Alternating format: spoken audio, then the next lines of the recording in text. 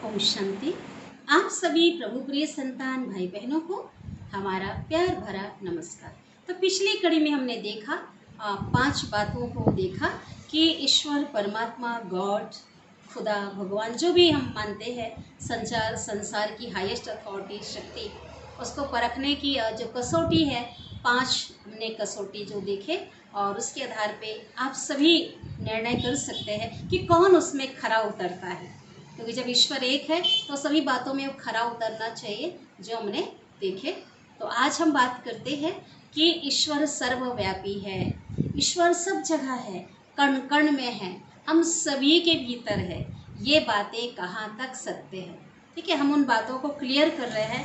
आप खुद अपने विवेक से आप सभी को उसको निर्णय लेना है। ऐसे नहीं कि किसी ने लिख दिया मैं मान लूँ, हो सकता है लिखने वालों ने किसी और भाव से लिखा हो, ठीक है। इसी प्रकार एक सत्य बात जो स्वयं परमात्मा ने बताई है, क्योंकि इस ज्ञान के आधार पे भी हम समझ सकते हैं कि ये ज्ञान कोई मनुष्य नहीं दे रहे। प्रजापिता ब्रह्मा जो कि संस्था के जो संस्थापक है, तो वो भी जो है उन्होंने भी ईश्वर का ध्यान किया। उनकी उंगलियों में गिन करके पहले 12 गुरु थे, लेकिन वो ज्ञान उनको नहीं मिला था जो कि सदगुरु शिव के द्वारा मिला। तो प्रजापिता ब्रह्मा को 13वां सतगुरु जब शिव का ज्ञान मिला, जब उनका सानिध्य प्राप्त हुआ, 12 गुरु वो सभी छूट गए, क्योंकि वो ज्ञान उन गुरुओं के द्वारा नहीं मिला था। उनके जीवन में कुछ ऐसी घटनाएं घटी जिन गुरुओं से उनकी आस्था ही उनसे हट गई, यहाँ तक कि उन गुरुओं ने भी उस शक्ति को सत्ता को स्वीकार किया, ठीक है। तो हम देखते हैं ईश्वर जो है सर्वव्यापी है, तो वास्तव में ये भावना है, सिद्धांत नहीं है। भावना भावना होती है ना, ये अपनी भावना है कि हम ईश्वर को सब जगह मान करके चल रहे हैं, तो सिद्धांत नहीं है। एग्जाम्पल जैसे कि अगर ईश्वर सब जगह है तो सर्वशास्त्र मणि जो शिरोमणि गीता ही खंडित हो गई। गीता में क्या लिखा है, गीता के श्लोक याद कीजिए। यदा यदा हि धर्मस्य ग्लानिर्भवति भारत अभ्युत्थानं धर्मस्य तदात्मानं सृजाम्यहम्, ठीक है ना।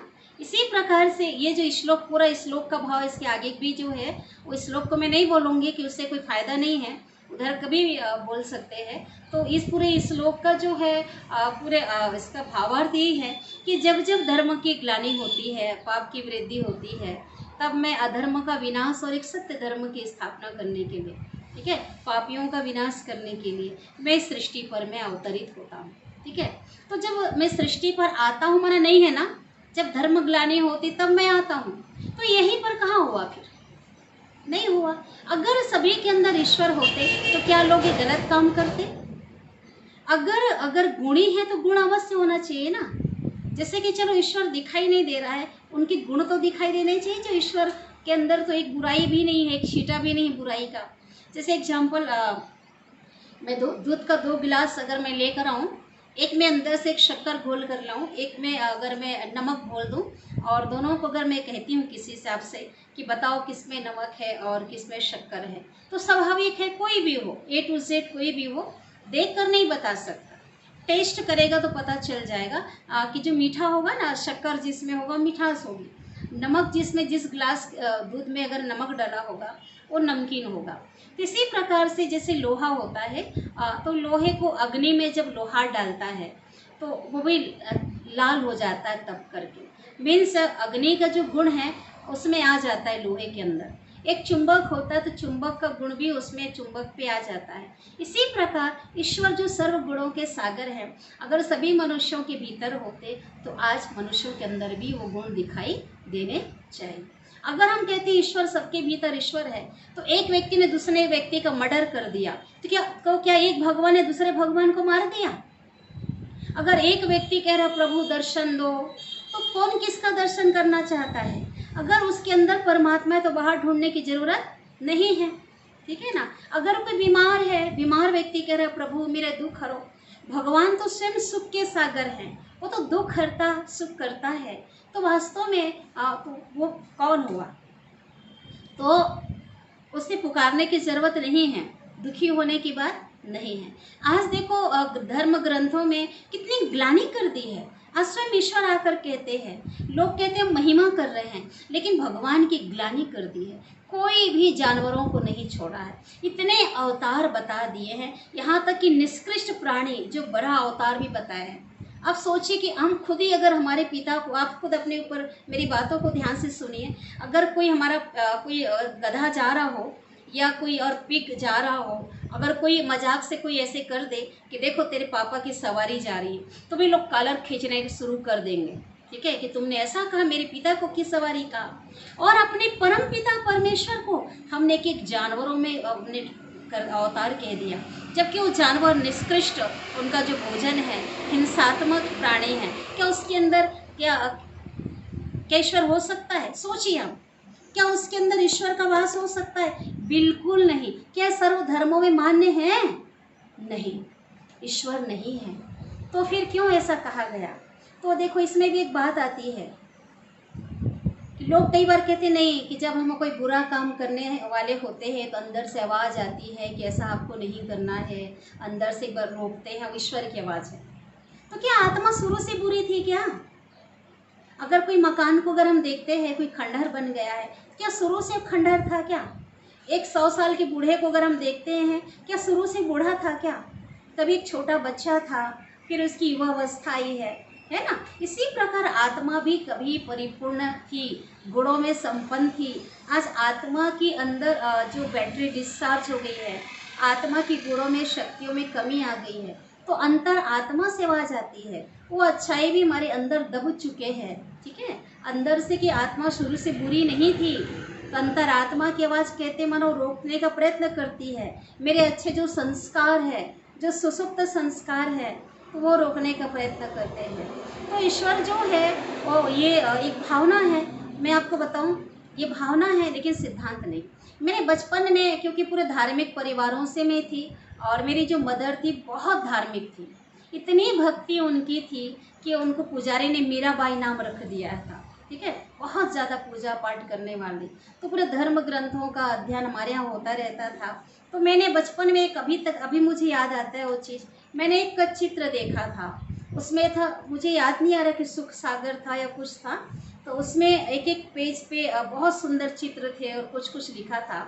उसमें ये था, चित्र ये बना हुआ था, एक व्यक्ति जो कृष्ण का भक्त है और बहुत लीन होकर के वो जा रहा है, ठीक है, तो जो उनके अंदर के भाव हैं वो उसकी जो प्रतिबिंब कहें या प्रतिरूप बाहर उसे दिखाई पड़ रहा है।